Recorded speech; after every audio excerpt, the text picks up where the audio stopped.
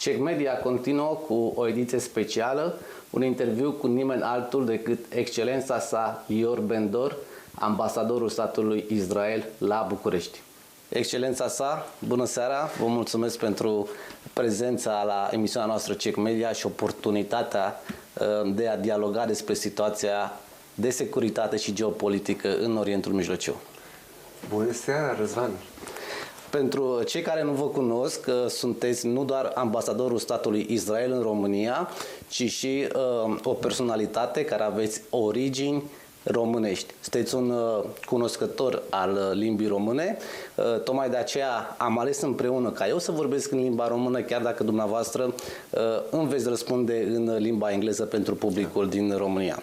Cu atât, domnule ambasador, vă mulțumesc pentru această oportunitate și înainte de a intra în situația geopolitică din Orientul Mijlociu, aș dori să vorbim puțin despre dumneavoastră, despre rădăcinile dumneavoastră și despre ceea ce vă leagă cu România.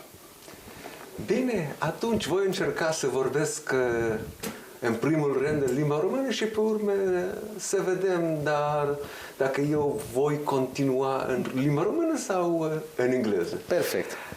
Da, sunt de origine română și sunt membru de faptul ăsta. Eu m-am născut în Israel, dar părinții și bunicii și străbunicii mei s-au născut în România. Și am auzit limba română acasă, am luat câteva cuvinte, eu cred că am luat și accente autentic, dar într-adevăr, da, sunt cunoscător al limbii române, dar datorită efortul pe care eu l-am făcut după că am primit numirea pentru misiunea aici în România, am învățat, am luat o profesoară și am învățat foarte bine și încă învăț în fiecare zi. Domnule ambasador, este un gest pe care noi, experții din România, dar și publicul larg, societatea, îl apreciază foarte mult, atât la dumneavoastră cât și la ceea ce înseamnă diplomația statului Israel. Ambasadorii profesioniști care au fost trimiși aici, munca de care aceștia au dat dovadă în implementarea relațiilor bilaterale și chiar, cum este și cazul dumneavoastră, de a învăța și vorbi în limba română. Cred că este și în același timp o dovadă a bunelor relații pe care România le are cu statul Israel. Da, relațiile între Israel și România sunt foarte bune. I'm very happy that this is the situation.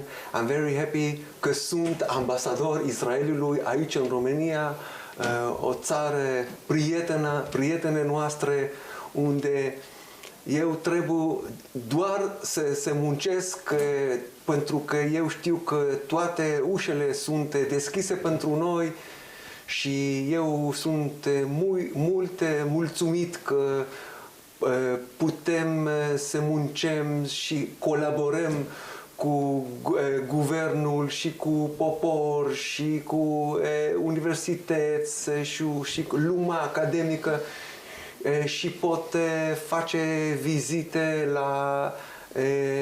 in all the cities and towns around Romania. So I'm very happy here.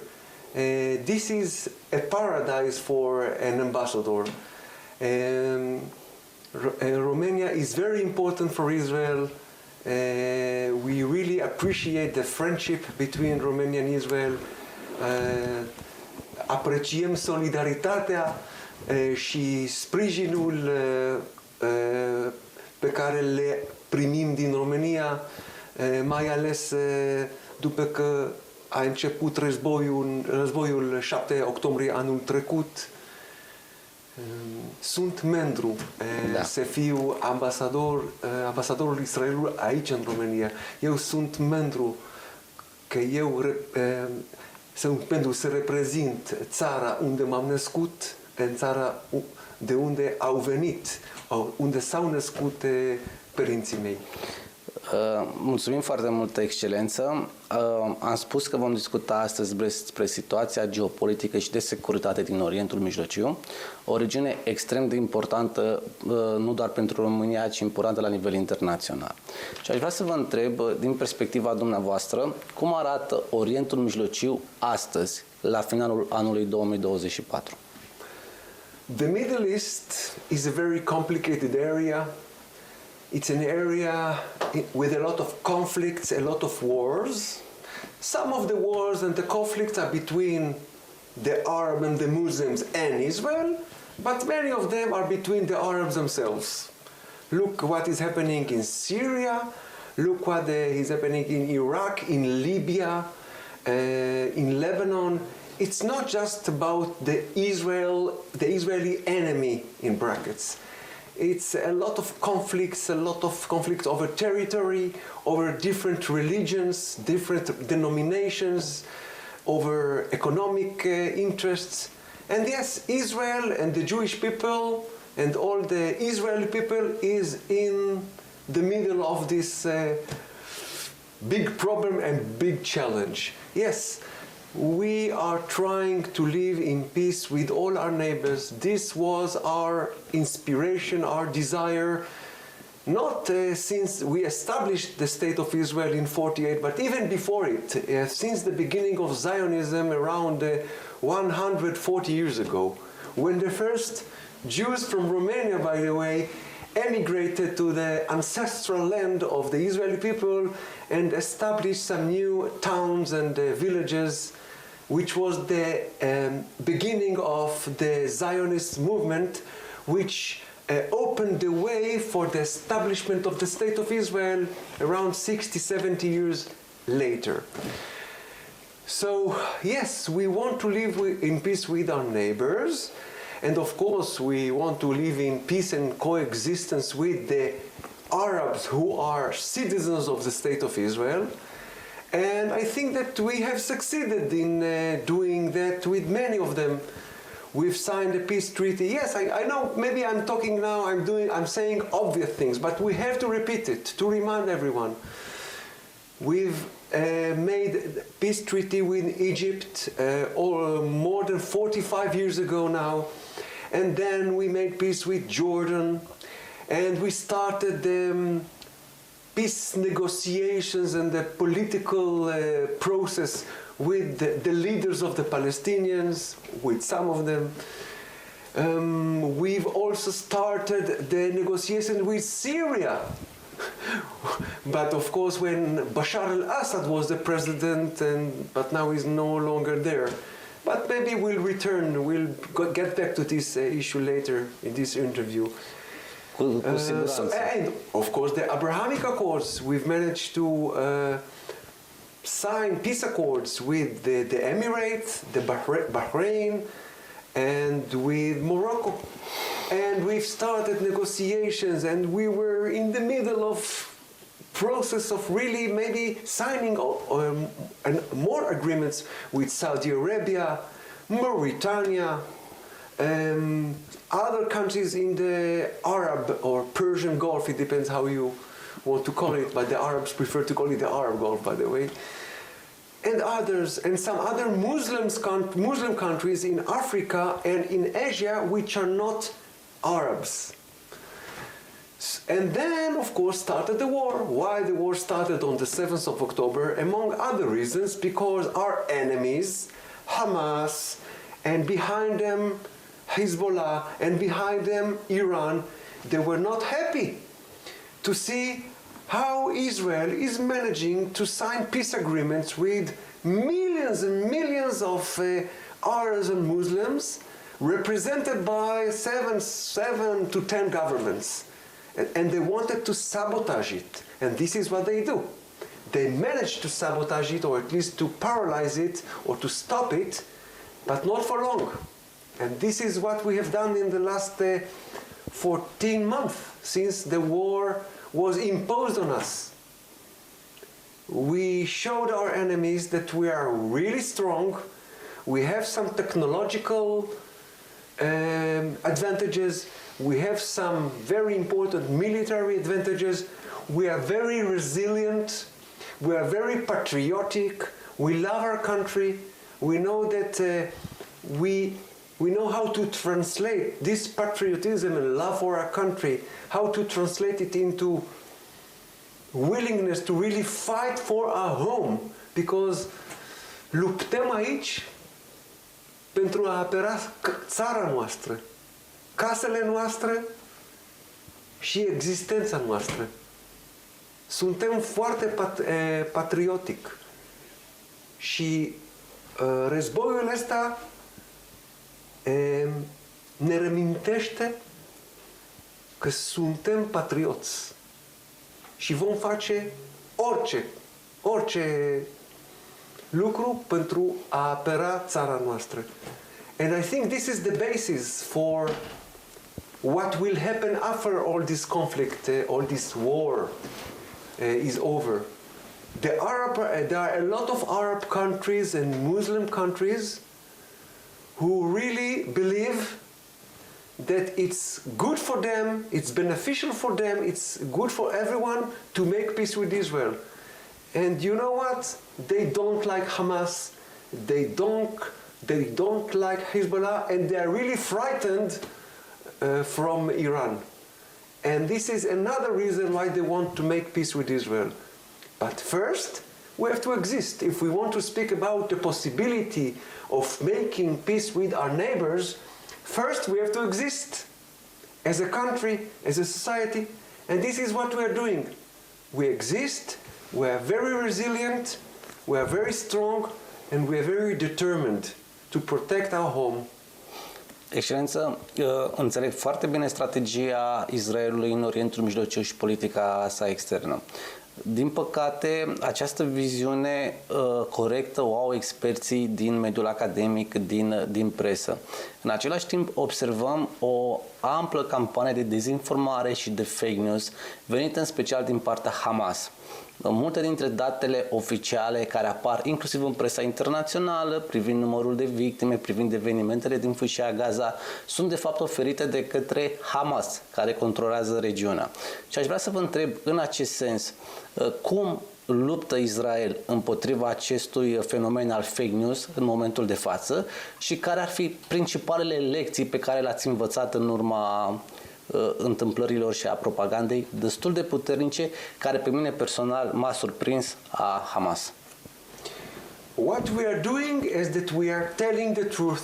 We believe that our truth is the correct one. There are a lot of narrative, a lot of information, a lot of disinformation, a lot of attempts to wreak havoc through disinformation and to turn the public opinion, the world public opinion, against Israel. Well, regrettably, they are able to do it to a large extent.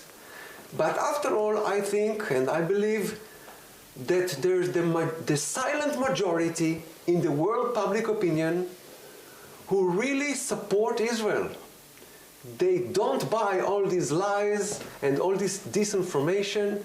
They support Israel. They know that Israel is the side which has the right to defend itself against terrorists. After all, it's about terrorists and radicalists and extremists who wants to wreak havoc. Yes, of course, they killed the Israelis, they murdered Israelis, they attacked Israelis on the 7th of October, and after they launched dozens of thousands of missiles against the Israeli population. But they will not stop at this, and the world knows it. The world knows that their aim is to destroy the civilization as we know it. And by the way, a lot of millions of Arabs and Muslims also, they really resent Hamas and they hate Hamas and Iran, and they know that those extremists and terrorist organizations, they pose a threat on themselves, because they know that any Muslim or Arab girl or teacher at the university, she wants to be able to be free to choose what she wears, if she covers her hair or she doesn't, with whom she will get married, how will she raise her kids, and she is afraid of the agenda which Hamas and Hezbollah and Iran are trying to impose on them. So in that respect, they support Israel. They will not say it. I mean, they will not risk their lives saying, yes, we support Israel, Israel is doing the right thing. But we know that this is the truth. And of course, the same public opinion, even in France or in Sweden, okay, or in the Netherlands, where we see a lot of demonstrations or manifestations against Israel, I believe they don't represent the majority. The majority is in favor of Israel, but it's silent. It's silent because of a lot of political and societal reasons. Pentru că vorbim de situația din Orientul Mijlociu, aș vrea să discutăm puțin despre Gaza. Ce ar putea să urmeze în Gaza în anul 2025 și care sunt obiectivele ale statului Israel? Well, we can put here on the table an ideal solution for Gaza, on which we easily agree.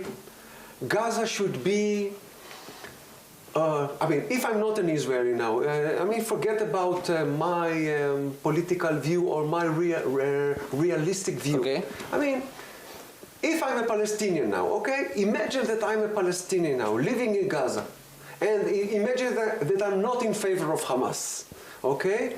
So this Palestinian would dream about a normal Palestinian territory run by a certain Palestinian leadership which will take care of his welfare, economic situation, schools, health, public health, etc., which will live in peace with its neighbors, with Israel, with Egypt, and with other Arab countries. This is the ideal solution for Gaza. I think that everyone can now sign on this proposal. The problem, how we can implement it? Well, we are trying to pave the way for such a reality. How? By really eliminating Hamas. By the way, we are not doing what we are doing because we are thinking about Palestinians in Gaza, okay? Let's be honest. We are doing it because we don't want that what happened on the 7th of October last year will be repeated. We have to protect ourselves. We have to ensure our peaceful existence. If the result of this military campaign in which we eliminate a great part of this terrorist organization in Gaza, if the result of it will be that other Palestinian leadership will be able to get into this vacuum and run Gaza in a better way for the population in Gaza, well, we will all be winning here. It's a win-win situation for everybody. Aș vrea să le explicăm publicului din România care sunt condițiile pe care statul Israel le are în cadrul negocierilor cu gruparea teroristă Hamas. Well, it's not that we are negotiating with this terrorist organization. We exchange some information or some terms and conditions in order to bring to a best ceasefire, which will enable, first of all, to bring back all the hostages, the Israeli hostages who have been in captivity in Gaza for more than 440 days, I think. I mean, 14 months. Some of them are not alive. We know it. We don't know what exactly is happening with those that we assume that they are alive. We don't know what will be their destiny after a day, after 2 days, or in a week, or when we reach a ceasefire, if they will still be alive. And we are very worried about them, and we really feel the pain for them and for their families. It's a large, very big open wound for us. We will not rest until we bring them all back home. Now, we are aware of the fact that Hamas is demanding a lot of things in return, as if they are the victorious of this war, and they are not. they demand us to withdraw completely from Gaza. Well, I'm not sure that this is what will happen, because we still know that there are a lot of Hamas fighters, let's call them, or terrorists, who carry RPGs, who have guns. From time to time they can launch missiles on the Israeli population. They still have a lot of tunnels. In part of them they still keep the Israeli hostages. So it seems that it's still necessary to keep the military forces of Israel inside Gaza. So forget about it. They also have some demands about their ability, their possibility to go back to northern Gaza without any control by the Israelis. Well, it will not happen, because we know what will happen if we allow them, including the terrorists, to go back to northern Gaza. Without us keeping this military corridor in the middle of Gaza, the Netzarim corridor, where we not very easily, but we can somehow inspect and supervise who is going from this area to that area. În același timp, dincolo de situația militară în fâșia Gaza, avem o situație similară, păstrând proporțiile de comparație, în Liban, acolo unde există intervenția militară a IDF împotriva Hezbollah. Aceeași întrebare, vreau să înțelegem ce urmează în Liban și care sunt obiectivele strategice ale statului Israel. You know, I was the spokesman of the Ministry of Foreign Affairs in Israel in Arabic for the Arabic media for many years, and I was in a permanent contact with a lot of Lebanese journalists who are living outside Lebanon. Anyway, it was a risk for them to stay in contact with me. And anyway, I heard from some of them how they hate Hezbollah and how they wished that Israel will really eliminate Hezbollah. And I remember a specific conversation with one of them after we reached a ceasefire with Hezbollah after the 2006 Lebanon war. It was called the Second Lebanon War, and they told me how disappointed they were that we stopped the war too early, because they really wanted us to eliminate Hezbollah. For them, Lebanon cannot exist as a normal state as long as Hezbollah is there, as long as this terrorist organization, a tool by the hands of Iran and Syria, are there. So what happened on the 8th of October, a day after the 7th of October attack made by Hamas, Nasrallah, the leader of Hezbollah, decided to join the war, and he also started the terrorist attack, missile attack against Israel. Well, we had to defend ourselves as much as we could. We protected ourselves. We waged a very complex military campaign against them. And now we know that Nasrallah is not there anymore. We know that many of their military terrorist leaders are not there anymore. You know very well how we were able to get rid of them through technological methods and techniques, and also with the use of very sophisticated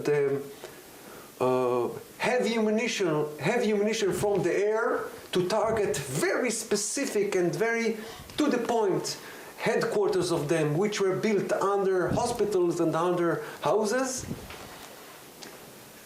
And we were able to get them away from the Israeli-Lebanese border to more or less around 10 kilometers of buffer zone. Now they are located to the north of the Litani River.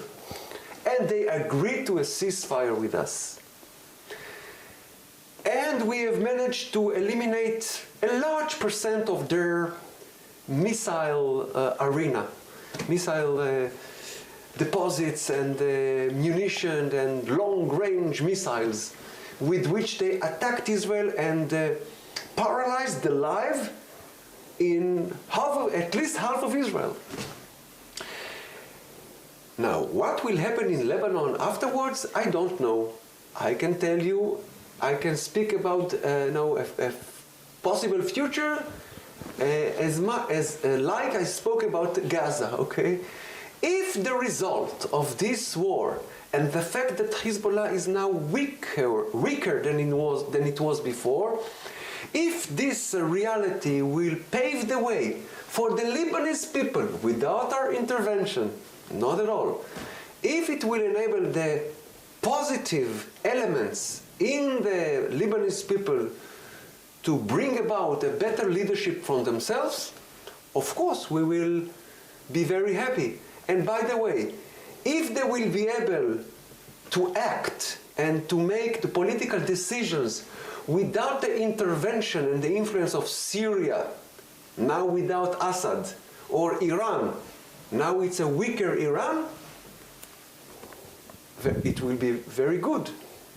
If one day they are able to decide by themselves without any influence or pressures that they want to sign a peace treaty with Israel, also we will be the first to welcome this.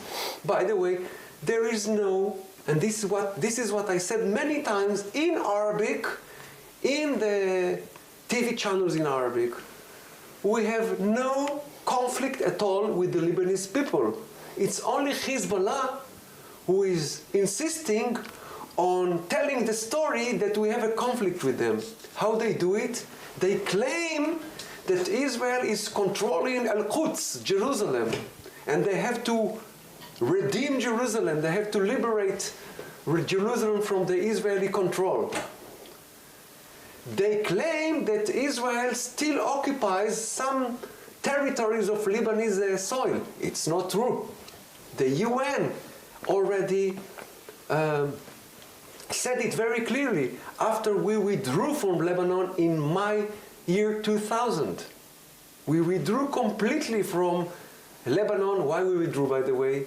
Because we had to be there along some years because there was Hezbollah there and other terrorist organizations who insisted on terrorizing northern Israel.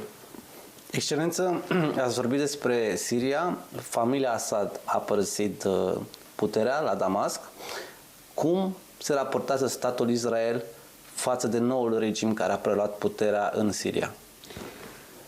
I think that we have to be very careful before we make, you, the international community, before you make any judgment or any decision regarding this presumably new leadership in Syria. Let's take this figure, Al-Jawlani. It's not his real name. Yeah. It's his nickname. Why?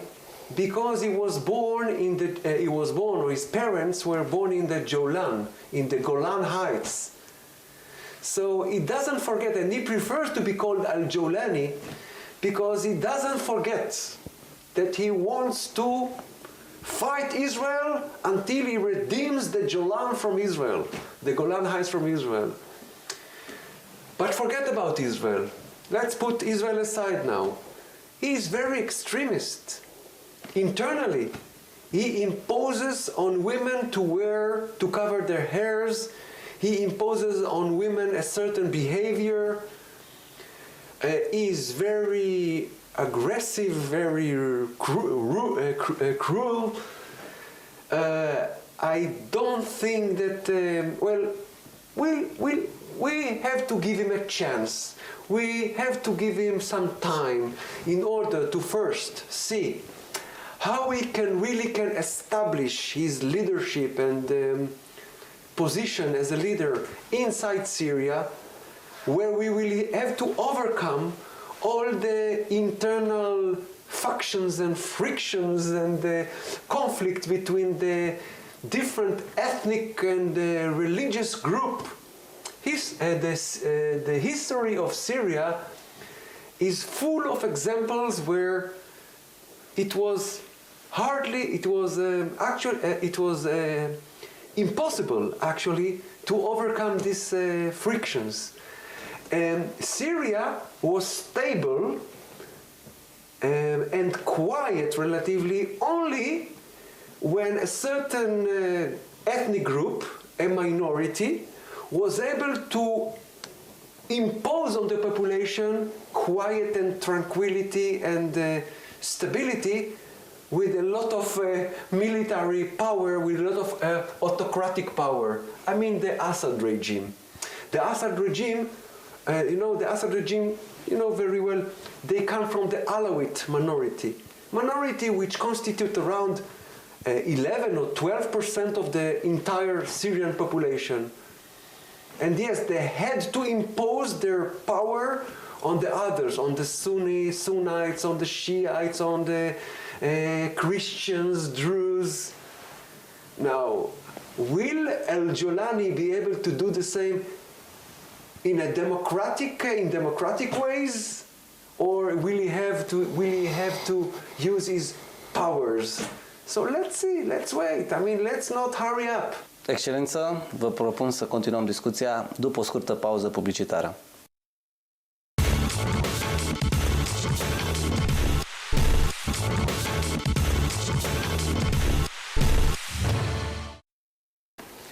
Check Media, am revenit, continuăm interviul cu excelența sa Lior Ben-Dor, ambasadorul statului Israel la București. Excelență, am vorbit despre situația din fâșia Gaza, am vorbit despre situația din Liban, despre ce se întâmplă în Siria. Pe de altă parte, există un inamic, poate puțin cunoscut publicului din România. Mi-aduc aminte, fac o scurtă paranteză, scriam despre rebelii Houthi încă din 2013-2014. Nu exista un interes nici în mediul academic, unde am propus câteva proiecte, nici în presa din România asupra situației. Iată că acum rebelii Houthi pun sub semnul amenințării securitatea statului Israel. Există o strategie pentru a rezolva situația aceasta a statului Israel?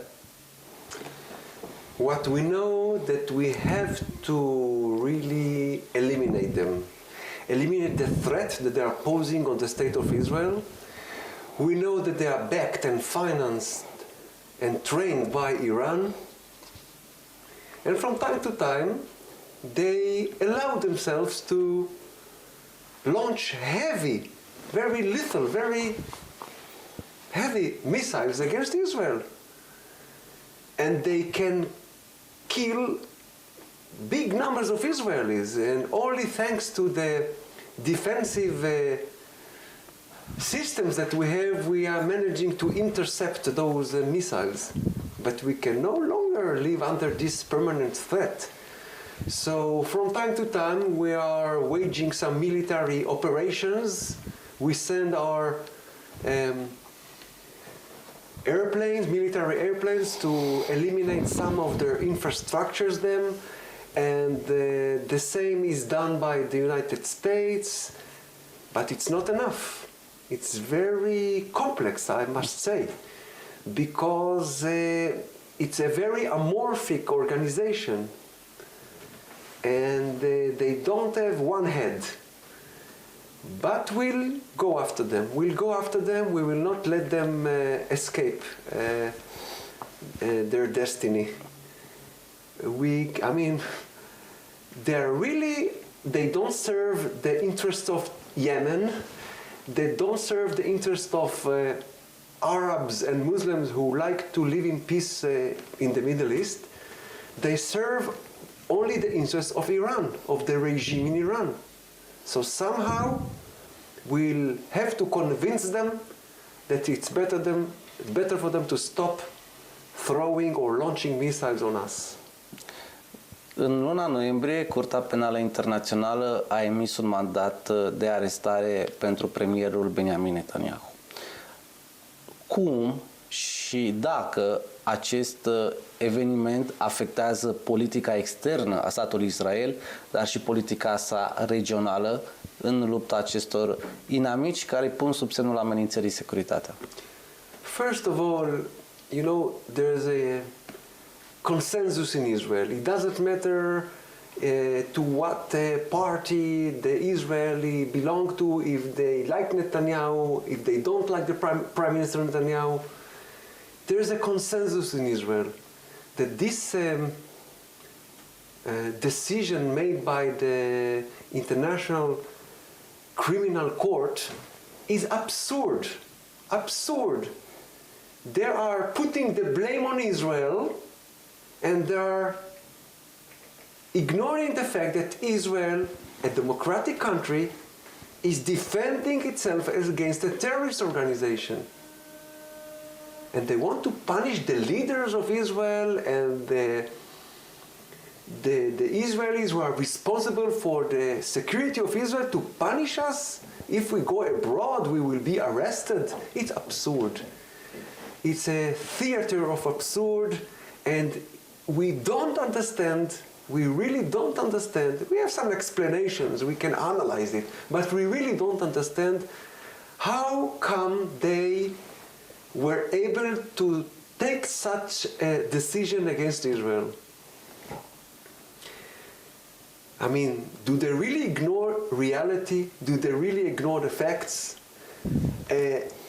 Can we explain it because they really hate Israel? Can we explain it because they would like to satisfy some publics in the international world, international opinion, as in the, I mean, because their interpretation of the world public opinion leads them to think that they should satisfy them? It's absurd anyway. I don't think that it will affect our external policy. We will keep aspiring, endeavoring to make peace with all our neighbors, with whoever wants to make peace with us. We will keep endeavoring, making efforts to enlarge and establish alliances with our friends around the world, economic alliances, political alliances. I think that it, internally speaking, it just strengthens our belief that if we don't do anything for ourselves, no one will do nothing for us. We cannot expect some international courts to protect us if tomorrow morning any terrorist organization attacks us. Okay? You know what is happening? In the beginning, after the first days of the attack, all the international community was in favor of Israel. Wow, they felt very pity for Israel. They've really had mercy on the Israelis who were attacked in such a brutal and barbaric way by a terrorist organization. And then time has passed, and then they changed their view, they changed their perspective. Why? Because they saw that Israel is the stronger side. Israel is able to defend itself, so they no longer have to have mercy on Israelis. And they started to criticize Israel and to call Israel for immediate ceasefire because of how they interpret the sufferings of the population in Gaza. And they ignore a lot of facts and a lot of information, and they incline to believe the Palestinian version of casualties. By the way, yes, we don't ignore the fact that there is a large number of casualties in Gaza. By the way, yes, I don't want to escape speaking about it. We don't ignore the numbers. The numbers are very large. And yes, they are larger than the number of casualties on the Israeli side. So what? Israel is the stronger side. Israel was attacked. Israel was provoked. And then Israel defended itself. And yes, in addition to it, the terrorist organization of Hamas in Gaza, they prepared very well for this war. They prepared for themselves very good and well-protected tunnels beneath the surface of Gaza. They prepared, I mean, the leaders of Gaza, of Hamas. And then they abandoned their population to the attack which came from Israel. And this is the result. And when Israel called the population of Gaza to evacuate the places, the areas which we were planning to attack. But this population was prevented from moving to another areas by the weapons of Hamas. And we know very well that they deliberately hide munitions and rockets and missiles in mosques and hospitals and schools and kindergartens. This is the result. We are saying that we, the government of Israel, we are responsible for the welfare and security of our citizens. This is what we're doing. The government of Hamas in Gaza, they are responsible for their population. What they have done for their population? Nothing. On the contrary. They don't care if the population in Gaza is damaged and suffers a lot from the Israeli attack, because it serves them to cry, please help me, look what the Israelis are doing against us. And this is the result. I'm going now back to the ICC. This is what happened. People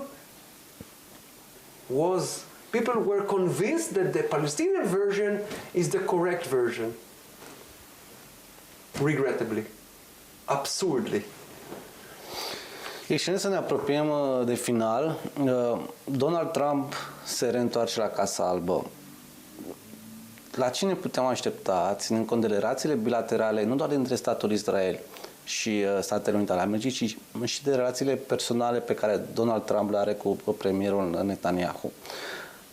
Care credeți că ar trebui să fie politica comună a celor două țări în Orientul Mijlociu sub mandatul lui Donald Trump? I think, and this is what we always say, the relations between Israel and the United States are very important, are strategically important, no doubt about it. Every 4 or 5 years there are elections in the United States, and they choose another president. Now it's the turn of Donald Trump to be president again. He was re-elected. We remember the good things that he has done for Israel. He was behind the Abrahamic Accords, which enabled us to enlarge the peace cycle and to sign peace treaties with 3 more Arab countries. He recognized the sovereignty of Israel over the Golan Heights, and he also moved the American embassy to our capital, a very natural thing to do, because this is our capital. We have our embassy in Washington, not in Oklahoma, okay? So the Americans did what they had to do. They moved the embassy to Jerusalem. These were the good things that President Trump has done when he was then in the White House. Now he's back in the White House. And we would like to make the most of it for the benefit of Israel, for the benefit of the international community, and for the benefit of the United States. After all, he's the leader of the United States, and he will do what is first good for America. Excelență, am început discuția cu situația din Orientul Mijlociu. Vreau să încheiem cu situația din Orientul Mijlociu. Hassan Nasrallah este eliminat, Bashar al-Assad a părăsit puterea în Siria, Hamas este o grupare slăbită și aproape să fie înfrântă în fâșia Gaza și așa cum ați specificat și pe parcursul acestui interviu, Iranul este un actor slăbit. Cum credeți că ar trebui să fie construită viitoarea arhitectură de securitate în Orientul Mijlociu? After we get over this actual conflict, after we are sure that we can go back, that we can send back to their homes all the Israelis that were evacuated from the area near Gaza, or all the Israelis that were evacuated from their houses in northern Israel, and after we get over all the wounds that were opened in the Israeli society, and after we are sure that the Hamas can no longer pose a threat on us, and then we already think about how we will create alliances with our partners in the Middle East. We have a lot of partners in the Middle East, as I said before. They have a lot of common interests with us. They want stability, they want economic prosperity, they want internal stability for themselves, they don't want wars, they don't necessarily love Israel, they don't necessarily agree with any political decision made by Israel, but they certainly know that Israel is not the only problem in the Middle East. The leaders of many Arab and Muslim countries, they know very well that there are a lot of problems, except for Israel. Economic problems, a lot of opposition groups, a lot of armed opposition groups, a lot of terrorism, a lot of fundamentalism. And they want somehow to stabilize the situation. And they know that in order to achieve this, it's good for them to make peace with Israel. Now, as you said, this new arrangement in the Middle East will be based on security arrangements. We don't necessarily speak about a scenario where Israelis can drink coffee in Damascus, or that Lebanese can visit Israel. It will take a lot of time. First, we have to rearrange or re-establish the security arrangements with the governments of Arab and Muslim countries and with the help of international community. And by the way, here we expect all our friends in the international community, including Romania, to give a hand, to be partners in this process of reconstruction of Gaza, reconstruction of Lebanon, the building of new leadership in Syria, and this will help Israel also. Excelență, vă mulțumesc foarte mult pentru acest interviu. Adevărată plăcere și onoare să discutăm. Sper să reluăm aceste dialoguri și la anul și vă așteptăm inclusiv în platoul nostru de la B1 TV. Vă mulțumesc, Răzvan, a fost o mare onoare pentru mine. Eu cred că e foarte important să lucrăm cu media românească. Dragii noștri, aici se oprește Check Media pentru acest an. Vă urăm sărbători fericite și să ne revedem cu bine în 2025.